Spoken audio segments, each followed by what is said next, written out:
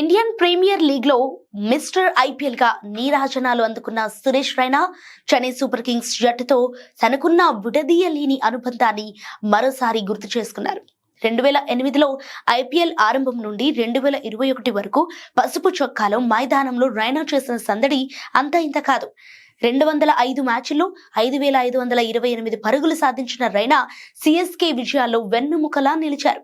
ముఖ్యంగా 2013లో పంజాబ్ పై చేసిన అజేయ సెంచరీ, 2014 క్వాలిఫైయర్లో కేవలం 25 బంతుల్లోని 87 పరుగులు బాదిన ఇన్నింగ్స్ ఐపీఎల్ చరిత్రలోని చిరస్థాయిగా నిలిచిపోతాయి. దాదాపు 8 సీజన్లో 400కు పైగా పరుగులు సాధించి నిలకడకు మారుపేరుగా నిలిచిన రైనా ఐపీఎల్ 2026 వేలంలో భాగంగా పాత జ్ఞాపకాలను నెమరు వేసుకున్నారు. కెరీర్ పీక్ స్టేజ్ లో ఉన్నప్పుడు ఇతర ఫ్రాంచైజీల నుండి తనకు భారీ ఆఫర్లు వచ్చాయని, ఏకంగా కెప్టెన్సీ బాధ్యతలు చేపడతారా అని అడిగారని రైనా వెల్లడించారు. అయినప్పటికీ చెన్నై జట్టును వీడాలని ఆలోచన తన మనసులోకి రాలేదని ఆయన స్పష్టం చేశారు.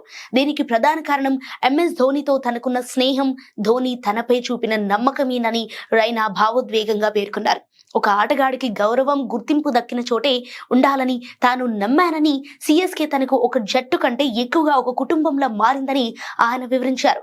ధోనీ నాయకత్వ శైలి గురించి ప్రస్తావిస్తూ, "నువ్వు నా కెప్టెన్, నేను నీ కెప్టెన్" అని ధోనీ తరచు అనే మాటలు తనలో ఎంతో స్ఫూర్తిని నింపేవని రైనా చెప్పుకొచ్చారు.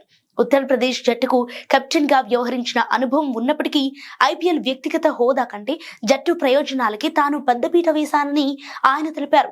మైదానంలో పరుగుల వర్షం కురిపించడమే కాకుండా తోటి ఆటగాళ్లకు అండగా నిలవటమే తన బాధ్యతగా భావించానని రైనా స్పష్టం చేశారు.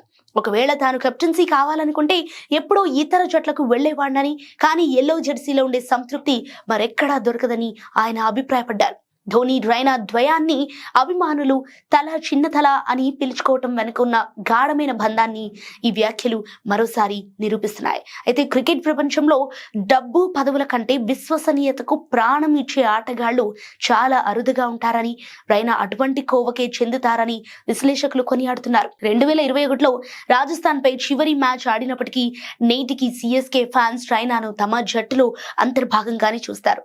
ఈ విడదీయలేని అనుబంధమే ఐపీఎల్ చరిత్రలో చెన్నై జట్టును అత్యంత విజయవంతమైన ఫ్రాంచైజీగా నిలబెట్టిందని రైనా మాటలను బట్టి అర్థమవుతోంది.